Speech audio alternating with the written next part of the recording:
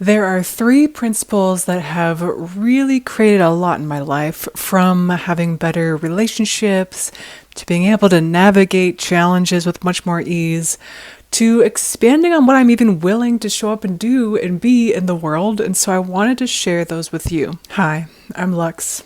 And this channel is where I like to offer ideas about sovereignty, about how we can show up and create what we would like, about creating more pleasure in our bodies and in our life. And then I'm going to actually get into that today a little bit. And yeah, other fun things. So join me here. I spent a lot of my life being run by anxiety and fear, and it impacted so much from the people I would attract into my life, not only romantic partners, but also friendships, where I was like the small one, the one that wasn't really showing up, and the other person would take up so much space. And often not in a healthy way or not creating healthy dynamics. And I was part of that though. And not only in relationships, but in a lot of areas of my life, I felt myself just really sort of collapsed in energetically, sometimes physically, creating back pain, but where I wasn't willing to really take up space to get curious about what I really wanted. I was just kind of following along with what other people were saying was what I should want or what I should do. And actually I have a video where I talk about I was very religious for a long time. I was following other people's rules and truths and things until I started principle number 1, becoming more present. So to me, presence is this willingness to be with what is without judgment and without excessive distraction. So presence is not only like a thing you do in the moment, but it's also your willingness to allow your presence into the moment. And I'll talk about what that means, right? So I personally can be present to the moment, which then allows me to really take in, receive, observe, witness how I'm actually feeling, what is actually happening, which I think, especially in relationships, is really big, because for those of us who maybe weren't or had a habit of not taking up a lot of space, we also, in that, create a habit of not really admitting to ourselves when something wasn't working because of not feeling safe to take up that space to maybe make a change. So we would just tell ourselves that, oh, okay, this is fine. That's not that big of a deal. When maybe it was, right? Maybe you actually wanted something that wasn't happening or didn't want something that was happening.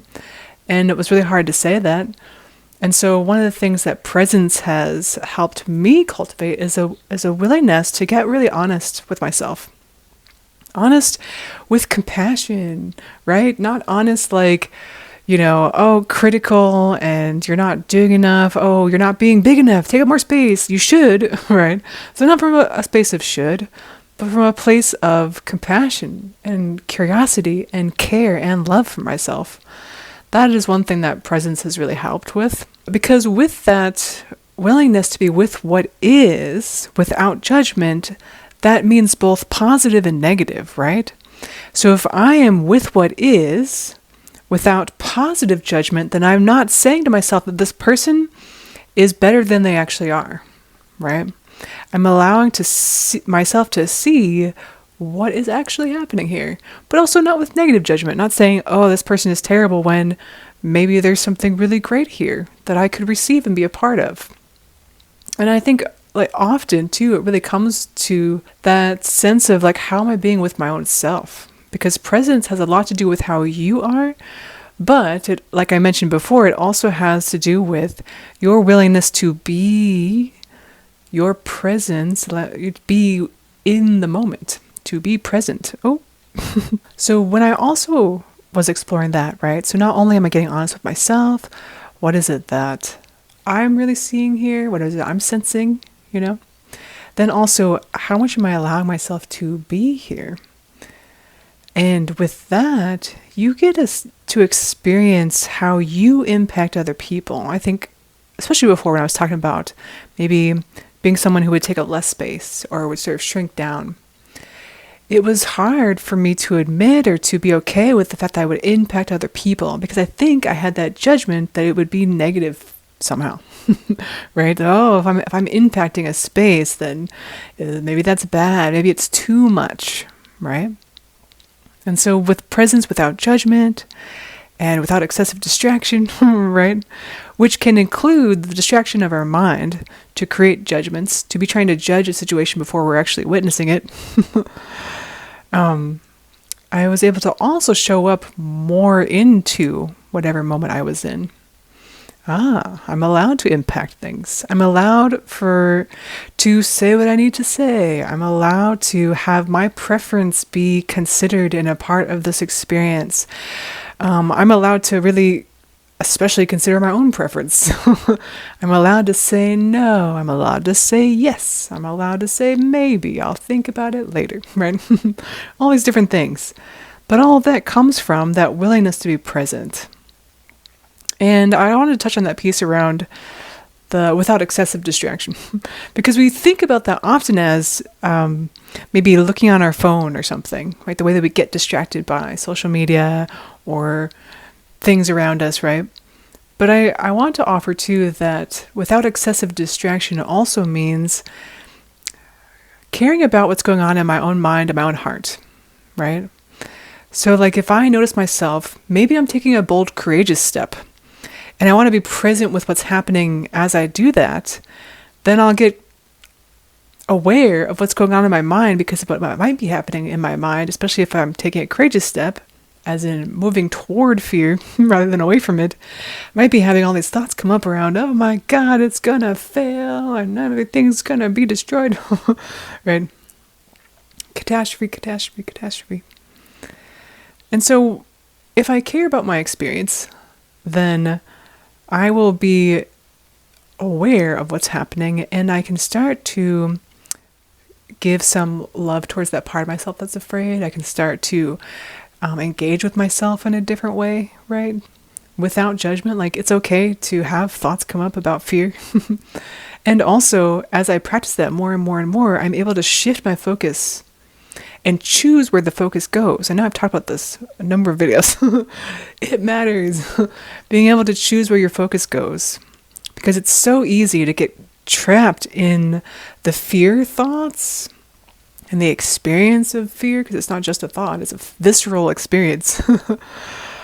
And which is why it's hard to shift your focus away from those thoughts, right? Because you're not just thinking, you're also feeling the impact of those thoughts.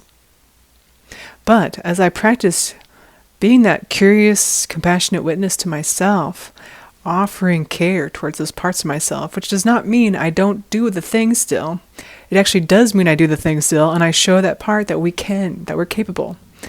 And all of this, too, has been a part of me being present, right? Okay, so I want to talk about two, because we're kind of bleeding into the second principle as well. The second principle is pleasure. And by this, we touched on it already, but it's that element of really acknowledging to myself, what do I want? And even if it doesn't make sense, even if it seems completely unrealistic and delusional, great, let's get all delulu in 2026. What is it that I want? Is the first part of pleasure. And sometimes it takes a little bit of courage to really admit what you want, to your own self even. And I've talked about this a little bit already, but it's because sometimes we know that if we actually got really honest with ourselves and admitted what we really wanted, it might mean that our life changes, and that's okay, right? Because what's really happening is you're including more pleasure in your life, which is ultimately what you want, right? You want a life that you enjoy. You want a life that you are happy about. You want a life that actually creates more life-giving energy rather than draining it away. So one of the elements is caring about what I want. And then also, there is that element of pleasure is something that you experience in your body. So not to do this just in the mental, but also in the body. And if I care about what I want, I also care about how I feel, right? And I mean that both emotionally, but also physically. which is like when people say, what are your thoughts, feelings, and emotions, right? Why do they separate feelings and emotions? Because feeling is a sensorial experience. Feeling, right? I feel myself touching my arm, right? If I'm angry, I feel hot and bothered. If I'm embarrassed, maybe I feel the flushing of my cheeks. The emotion is anger. The emotion is embarrassment. The emotion is whatever else I said that I forgot now. But feeling is a very visceral experience, and pleasure is also a part of that, as a part of our embodied experience. And so another thing I do with this principle is I ask myself, how can I make what is happening right now 5% more pleasurable? You could also say it as 5% more fun, 5% more peaceful, whatever might be pleasurable for you in that moment. When I say that, I then have to get present. I'm immediately inviting that presence, my awareness to get present, and now embodied. And I begin to notice, like, yeah, right now I'm sitting here and it kind of hurts a little bit. 5% more is changing how I'm sitting. Notice how my body, just now, from making one little small move, 5% difference, just had a sigh. And you know what that means? A sigh is quite often a sign that your nervous system is relaxing, right?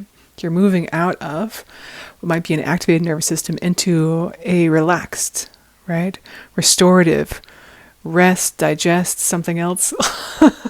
And also, what this does too is it moves you out of a way of being where you tolerate. You just tolerate and make it through. And then life becomes this like sludge of, I don't even know if that's a word, this like terrible experience of just one awful thing to the next.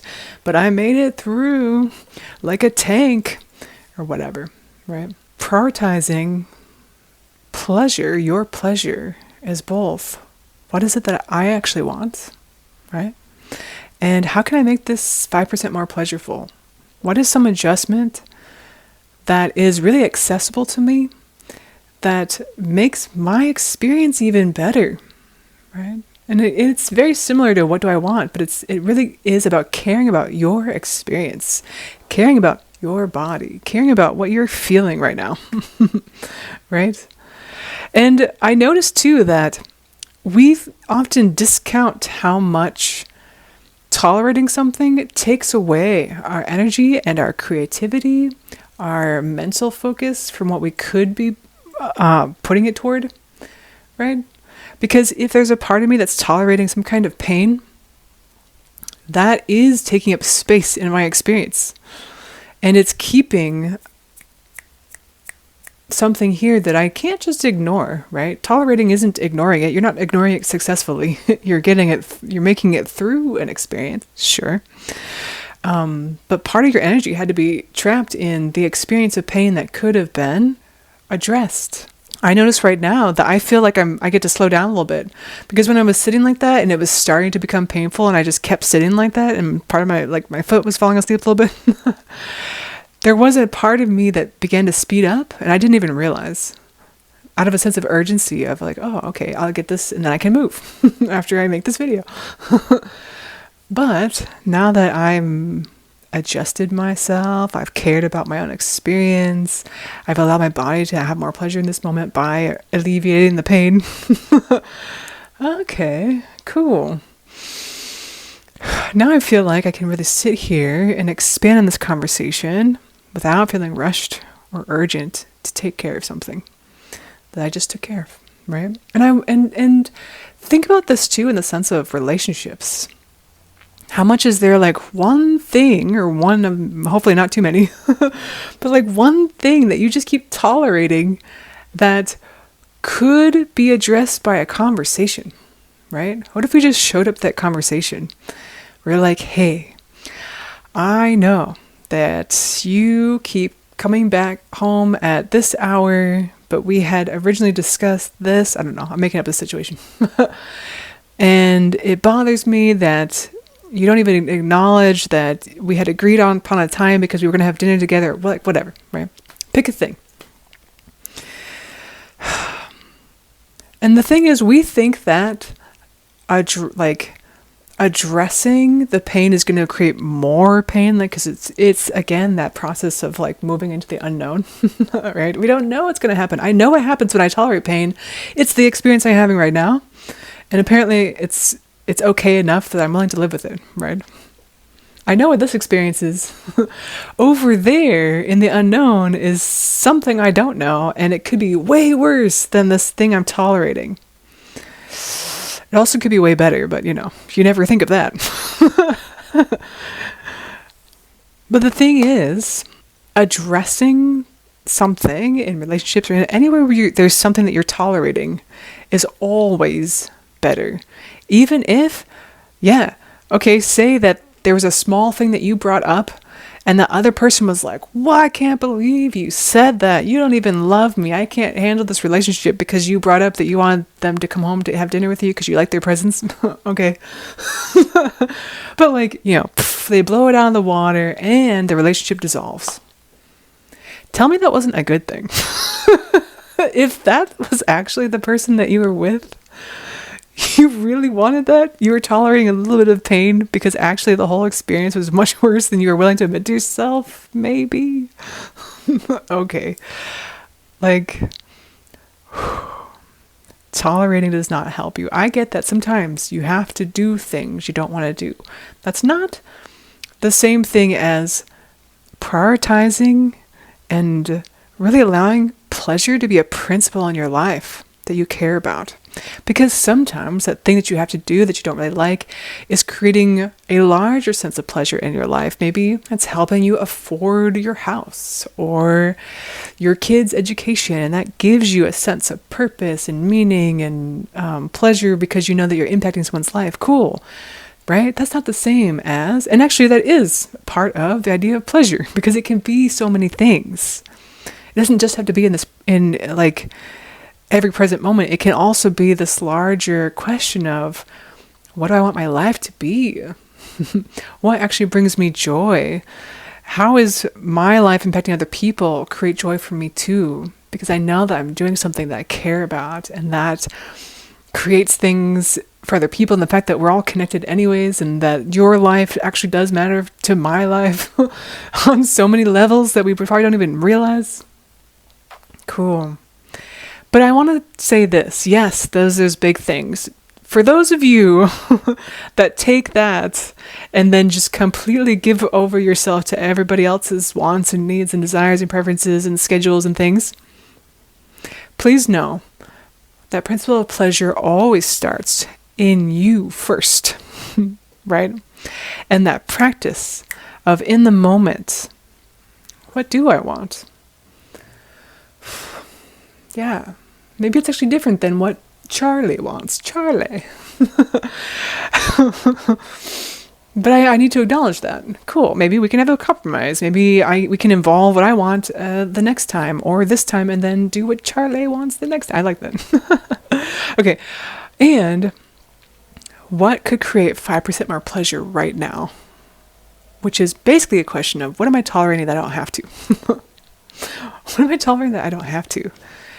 And you can expand that out, right? Because when you begin to notice that in the moment, you begin to exercise asking that question, which then means that you can ask it on larger and larger scales around your life and your relationships and your work and all the things, right? But it starts with you, and it starts in this moment, and it starts with just little tiny shifts. I want to say something because we often discount the little tiny shifts. I know I made a video about that a little bit. Go look at the one that said tiny moments or something. But think about this. If you were on a ship, like a boat, that was going from New York to Portugal, right? If the rudder of that ship or plane or whatever was even 1% shifted, you would end up completely different, right? Say you were heading toward Portugal and then you're suddenly hitting the UK because it was like 1% difference, but it changed everything about what happened after and after and after. And so please don't discount these small shifts that happen within you in this present moment, because it impacts so much. And I've seen that in my own life too. All those tiny moments of showing up with more courage, of showing up with more vulnerability, of showing up with more willingness to be present and allow my presence to impact things. I get to be here, has even led to this video you're watching right now. I'm allowing my presence to impact you literally right now and be on this public platform, right? There were many years I wanted to do this, many, many years, and I would kind of start and stop and start and stop. And prior to even starting and stopping, I didn't even do it at all because of the thought of talking to a camera and putting it out there sounded terrifying, you know? But there's so many ways that you can make it more accessible. Like right now, I'm on like a really quiet street. And so what I do is I play music in my ears so I don't have to think about the fact that I'm talking really loudly. You can do that too. Okay, but I wanted to get to the third principle. The third one is play. Don't you like my, what is it called? Alliteration? Alliteration? Presence, pleasure, play, right? The third, and they all build off of each other. Presence allows me to even get a sense of, and then also receive the pleasure of this moment, but I get a sense of, am I experiencing pleasure in this moment? How could I experience more pleasure in this moment? And then to receive the experience of pleasure. I will tell you this too, before I jump to play, is that as you also receive the fact that you get to experience pleasure, and especially as you make these little adjustments, you stop tolerating things and you receive what it feels like to have more pleasure in your life, you will just automatically get more bold about advocating for that. Truly. There were so many times when I was so terrified of like having a conversation, and then I showed up to the conversation and it was like, and I cried, and I didn't want to cry, but I cried anyways, because that's what happens. And I was vulnerable. And then I walked away from that and I was like, wow. And I fucking did something. I did something. And now that means I don't have to tolerate this thing anymore, which means I can receive the pleasure of this moment. I'm so relieved. The feeling of being relieved is pleasureful, right? That's part of it. Okay, let's jump to play because that's the next part. So play for me has a lot to do with like a sense of curiosity. And like, think about when you say the word curiosity. For me, my body almost leans forward. It's like, I am curious, right? It's this forward leaning energy. Like maybe you can remember when you were a kid and you were playing with other kids in the neighborhood or something, and you were making up a game. There weren't any rules yet. There were no rules. There wasn't even an agenda. You were just trying to, like, I don't know, maybe somebody was the king of the land. Then you had the knight, and then you had the dragon, the villagers, or whatever, right? So play is the sense of making something out of nothing yet, right? Nothing yet. And curiosity is that element of being able to like create something out of nothing, but also see what's there that I wasn't able to see yet. Because there's an element too around play where even though you're creating something out of nothing, it's like not actually nothing really. Because maybe someone picks up a stick and is like, this is my sword, right? You're looking at things from a different perspective. You're able to shake out of a fixed mindset. You're able to explore what's around you. And that can mean so many things. That could be like, hey, maybe you want more adventure in your life. And that's part of that question of what do I want, right? But the last principle of pleasure. And you're like, well, how do I have more adventure? I'm in this small little town and I don't know, like I can't go to another country like some people. No. And, well, hey, I could tell you some tricks on how to get to other countries, much less expense, but okay. So you're saying that to yourself and you've decided and judged that you just can't. Well, the elements of play begins to invite yourself to exploration of, okay, sure, I'm in this small little town, but what about this town have I not even actually seen yet, right? I lived in Colorado Springs for 2 years.